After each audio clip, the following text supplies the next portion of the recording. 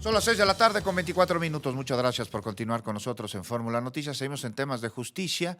Y vamos a Estados Unidos, porque ¿qué cree? Luego de haber pasado 21 años en prisión, el narcotraficante mexicano Ociel Cárdenas Guillén salió de la cárcel, centro penitenciario de máxima seguridad en Terre Haute, esto en Indiana, en los Estados Unidos.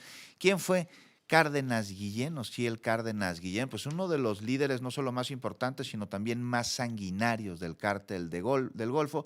A él lo detuvieron en el año 2003, fue extraditado a los Estados Unidos en 2007 y 2 años después se declaró culpable de 5 cargos. ¿Cuáles son estos cargos? Tráfico de cocaína y marihuana, lavado de dinero y amenazas contra agentes de seguridad de los Estados Unidos. Su sentencia, 25 años de prisión. Sin embargo, dijeron, a que se portó bien, a buena conducta, fue liberado 4 años antes. David Saucedo, especialista en temas de seguridad, liberan en los Estados Unidos, que tan preocupados están por los narcotraficantes en México, a uno de los más sanguinarios en la historia de su país y de nuestro país. Qué gusto saludarte, ¿cómo estás? ¿Qué tal, Juan? Qué gusto saludarte. En efecto, había dos escenarios luego de la liberación de Ociel Cárdenas. El primero es que se mantuviera en Estados Unidos, en una especie de tutelaje que estuviera ejerciendo el gobierno de los Estados Unidos, como lo ha estado realizando con otros testigos protegidos de cárteles que incluso testificaron de Genaro García Luna. El más conocido, sin duda, ha sido el Grande. Pero, de acuerdo con información de inteligencia del gobierno federal, parece que está en puerta su posible extradición a México, luego de procesos penales que siguen pendientes aquí y procesos que no han culminado. Es decir, el gobierno mexicano estaría solicitando la extradición de Ociel Cárdenas Guillén para que purgara condenas aquí en México y se le siguiera su proceso. Está además decirse que Esto, perdón, David, es algo nuevo, ¿no? Porque fue trasladado a un centro de procesamiento donde presuntamente se estaba llevando a cabo el trámite para que, como dices, permaneciera en los Estados Unidos de manera indefinida.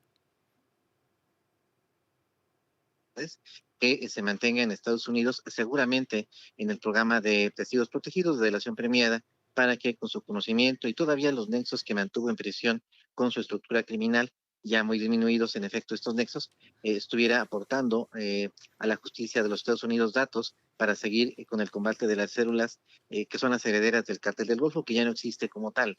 El viejo cártel del Golfo se dividió en cuando menos 7 organizaciones criminales. La Así otra es. opción es Perdón, David, dentro de estas organizaciones criminales que señalas estaba el que era brazo armado del cártel del Golfo, que es el de los Zetas, en donde también participó Ciel Cárdenas. los fundadores.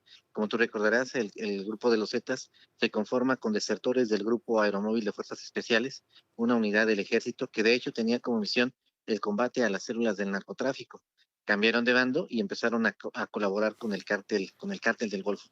En efecto, ese es un riesgo latente en el caso de que fuera enviado de nueva cuenta a México y no se le siguiera un juicio como tal, sería más o menos la misma experiencia que hubo con Rafael Caro Quintero, que tú recordarás fue puesto en libertad y a los pocos meses conformó un nuevo grupo, el Cártel de Caborca.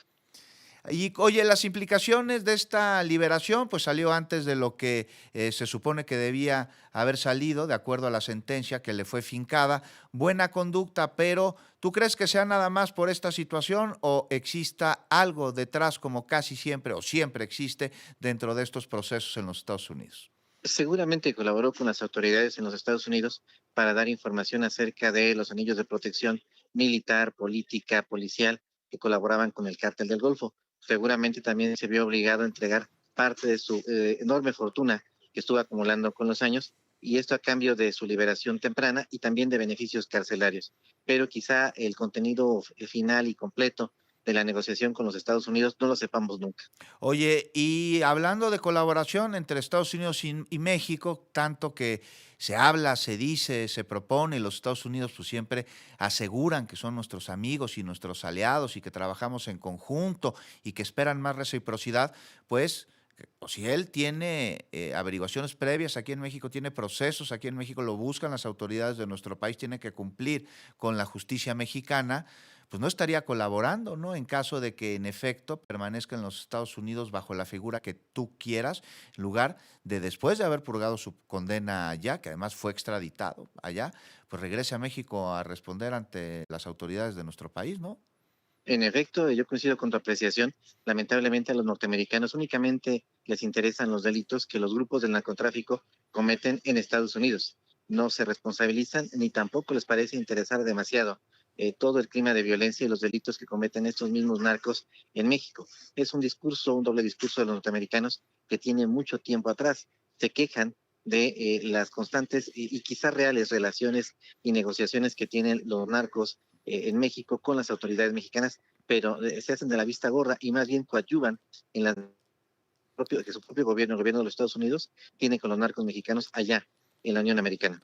Bueno, también resultaría interesante conocer qué estrategias se llevan a cabo dentro de las fronteras de los Estados Unidos, donde está el consumo y donde se quintuplica el valor de las sustancias, pues para atender la distribución en su país, porque eso sí todavía no lo vemos. Filtra un periódico de circulación nacional información que sugiere que Ovidio Guzmán, el hijo del Chapo, entra al programa de testigos protegidos. Esto, pues según informa el periódico, son datos proporcionados por la DEA. ¿Tú cómo lo ves, David Saucedo? Mira, la propia Fiscalía General de la República el día de ayer emitió un comunicado en donde en pocas palabras lo que establece la narrativa que nos brinda es que hubo un trueque como tal.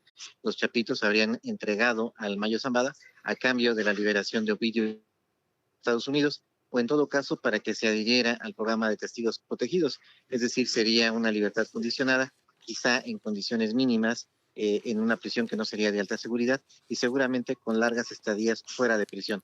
Todo esto a condición de entregar parte de su fortuna, algunas de las rutas de trasiego de drogas y en este caso la cabeza del Mayo Zambada. Él mismo lo refirió en esa misiva que circuló vía sus abogados, una misiva corta pero muy sustanciosa. Uh-huh. Es decir, los norteamericanos estarían repitiendo el mismo esquema con el cual desmantelaron a la mafia italoamericana por allá de la década de los 70.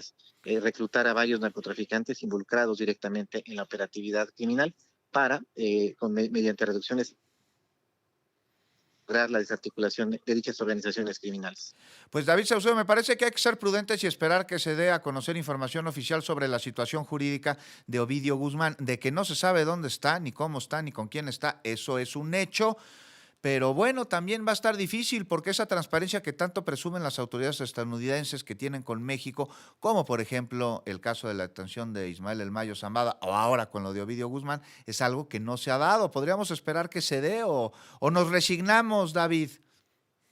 Mira, los norteamericanos en ese sentido sí manejan un doble discurso. Le exigen al gobierno de México en ocasiones cosas que ellos no aplican directamente en su propio. Probable es que debido a la presión de los medios de comunicación de Estados Unidos sepamos más adelante el paradero de Ovidio y seguramente lo veremos ya en perfecto español soltando la sopa, Pues diciendo todo lo que sabe. Eso ya lo veremos, David Saucedo. Como siempre te agradezco mucho que nos hayas acompañado, que tengas muy buen fin de semana. Igualmente, Juan, un abrazo. Bueno, vamos a otros temas porque el presidente